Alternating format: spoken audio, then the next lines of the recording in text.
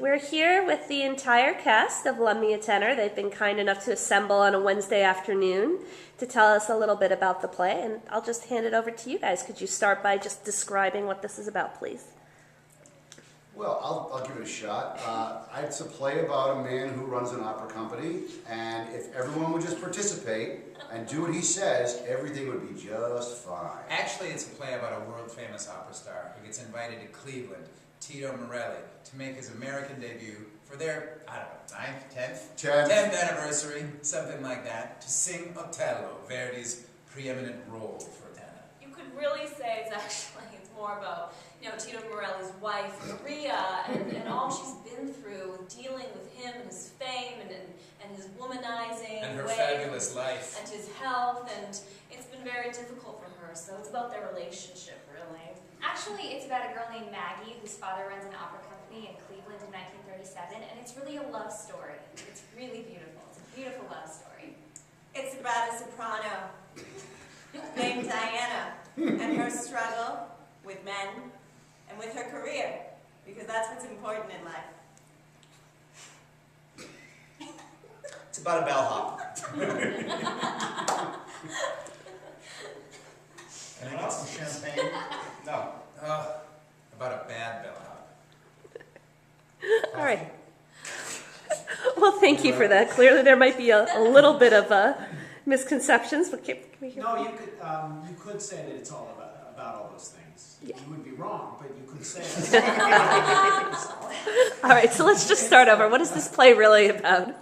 So No, perhaps from someone unbiased. In all seriousness, it is all about all of those things. Excellent. It's about an opera company that is in dire need of getting out of the red. I don't know what that metaphor means, but it's about an opera company who has a lot on the line and really is just waiting. Really just rambling right now. 1930s. A night at the opera in Cleveland with a tempestuous star who can make us or break us. And he may very well do both in the very same night. Tito Morelli comes in from Italy to make this company's night. They've got a lot of money riding on the line and a lot of excitement.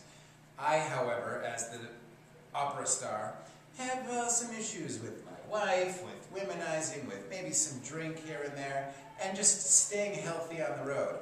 They try to help me, and actually, I become incapacitated for an evening. And this is the story of their efforts to solve these problems when that can't come through. And in the trying to solve the problems come a lot more problems. It's like one of those situations in old style comedy, I guess you could see it in the Three Stooges or something, where somebody gets stuck with glue, and the more they try and get unstuck, just the more stuck they get, and then they try another solution, but that solution just brings more problems, and then more problems, and more problems. That's kind of what the entire play is, and it plays out in this wonderful, fun, Farce. delightful way. And you might say that Tito is the glue that we all get stuck on. Yeah. So what you're saying really is that at some point you all get physical with Tito. That's what I'm hearing. Well, yeah. That sounds yeah. In different ways. One way or another, yeah. All right. That's right. Yes. It's never you. Yes. Play about slamming doors. Slamming doors, dresses getting taken off, Right. lots of makeup. Getting put on. Yeah. Yep. Cool. So there's passion and tension and maybe just a little comedy. Confused Just a little. identities. Yes. That's what makes it so funny, is because all of this passion and all of this need, they are so strong that it's hilarious when something goes wrong, or it just completely goes the other way around. I really think that's why this play works so well, because I think the playwright, Ken Ludwig, has made it about love in all ways. There's relationship love, there's, love of the opera, love of music, love of art in general. And all the characters have really strong motivations in here because of their strong feelings about the subject matter. And that's what I think really fuels it and makes it work, and particularly as a comedy. It makes it believable, and then provides the fuel for the crazy comedy that happens as well. Sure. So what sort of misunderstandings can the audience expect in this play? Without giving too much away, of course. Mistaken Misunderstandings. Yes.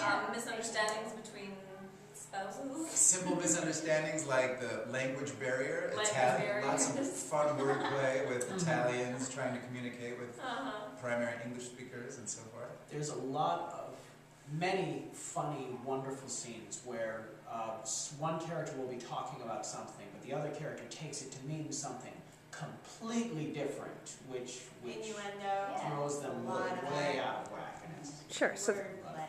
Exactly. comedy of misunderstandings, if you will. Yeah, absolutely. Yes. And so we have Tito, and then we have the wife, and potentially a love interest there on the edge of the couch. Two love interests. So Tito is You're Tito a is busy. swarthy Italian Tito is singer, very and, busy. We're in love. How can you resist? Yeah. Well, he and I are dating, and my father is the manager. Are you the artistic director? I like to think I'm the producer and all-purpose. Well, it is about you, so that would make sense. The entire play. So. Well, the reason we say that is I think that this story can be told through understood through anyone's Sure. eyes. They all have a great need, a great desire, and their desires are all different.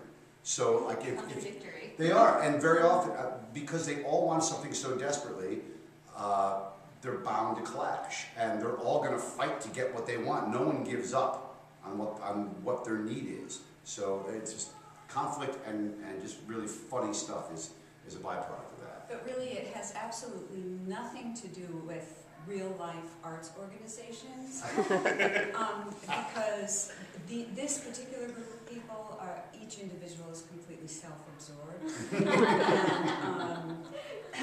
Which never happens in real life. Absolutely. Absolutely not. No. And they're struggling financially. These things do not happen. No.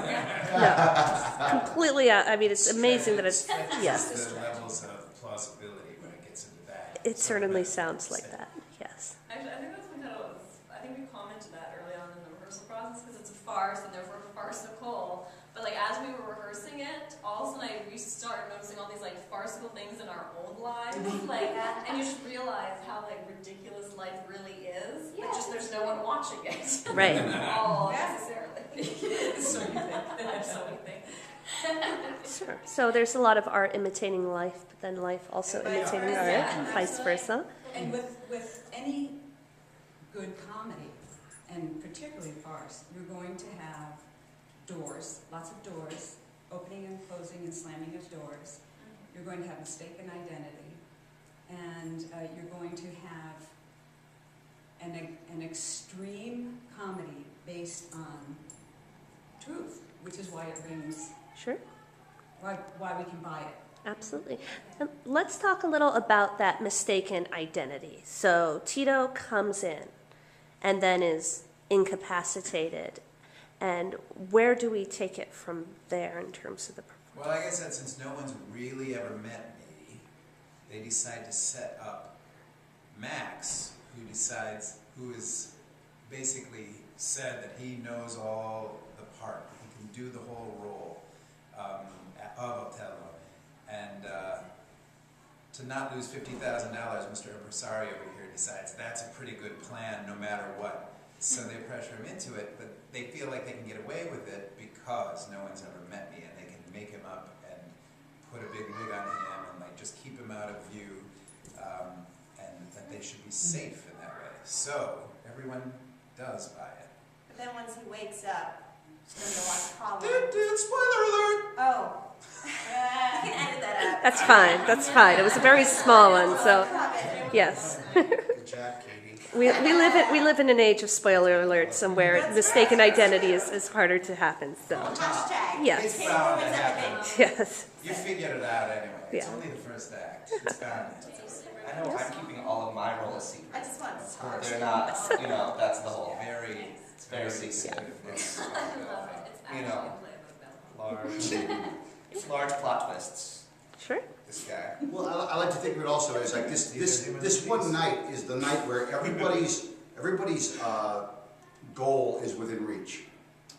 The thing that everybody wants in their life is all in this suite on this evening. And how far will people go to get what they want to get, no matter what the obstacles? And Basically Survivor. tensions are really high too because there is so much at stake, and like it's all riding on this like one thing or this one guy or her last chance to get somewhere, you know, in her career, and you know. And tomorrow, it's too late. Tomorrow's too late. The biggest chance. Sure. So let's talk a little about the Sopranos' intentions in that case. Hey, the Sopranos. Hey, I've never seen it. Yeah, no, whatever. Basically, I mean, I love playing this role because she is just like the classic femme fatale where she has her feminine wiles and she uses them and knows how to use them to get what she wants. And really, when it comes down to it, she's a careerist who happens to, you know, shake what her mama gave her and do a thing. So, I mean, I'm definitely, I fall victim to the mistaken identities and sort of all that happens there, which I will not name because I'm not supposed to. But, Hashtag no more spoiler alerts. Yes, but it's fun, and the two ends on the couch, I mean, we're the ones who run around in our underwear, so that's scandal. Yeah, it's always fun. Underwear is fun, sure. Well, I think I saw there is a photo on the wall of the underwear. Therefore, I think we can let that one slide, and we can even pan over to show that if we need to. So, Show it. yes. So there's scenes in underwear. Are we also to take that there is music in this, being that it is about the opera? Yes. Yes. Yeah, it's more behind the scenes look at the opera, but there is a little bit of singing. There's some hints of singing in there. Sure. Musical elements, We got a little. Yep. Yeah. if you will.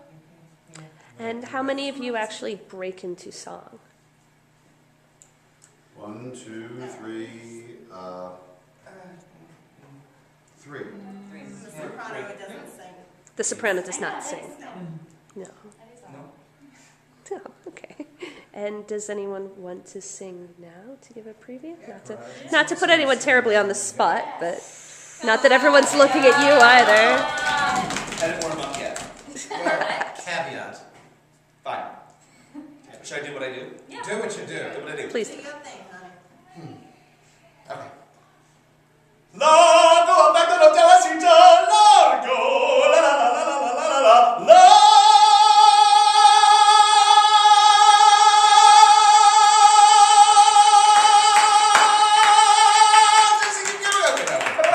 Bravo.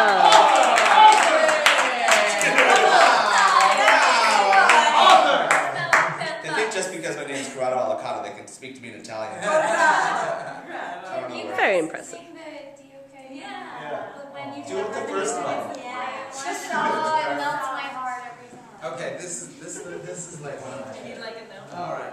Do we? You give me the Drums? That's approximate. Dio che n'ama infondere amor, volesti espeme,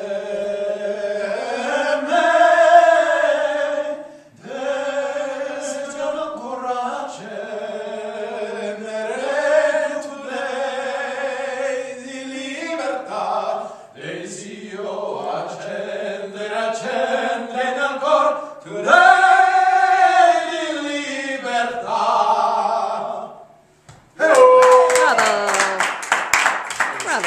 The only reason I won't give it a 10 is because it's hard to dance to. Very nice. So we have singing in English, we have singing in Italian, we have underwear, Only singing. we have sopranos, we have misunderstandings. Yes. Sopranos and underwear. Yes. Sopranos and underwear. Yeah. So really quite a well-rounded farce, if you will. A little bit of everything, sure. And bubbles. Sure. Bubbles. Oh, there are bubbles. There are also bubbles. Spoilers! I really like what was said earlier about how this play, everything pretty much in this play is motivated by love. Because it's true.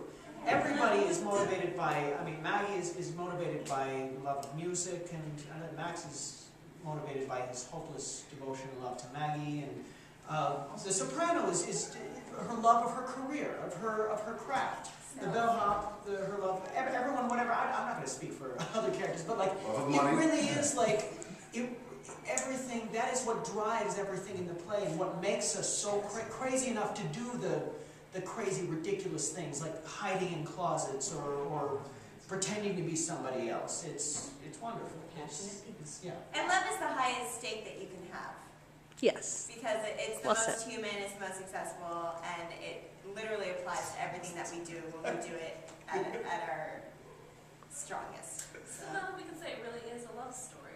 Yes, It's a love story. So Romeo it's a love and story. Juliet. Yeah, I totally knew about that the whole time. That was like, yeah. That's what I was gonna say too. Yeah. Excellent. Well, thank you all very much. Appreciate your time. The singing, the very mild spoiler alerts, I'm sure that we haven't given away enough that anyone would feel like they wouldn't have to come and see it. Yes, plenty of suspense to follow. Yes, absolutely. And we'll see you on the stage. Thank you. All right. Ciao. Ciao.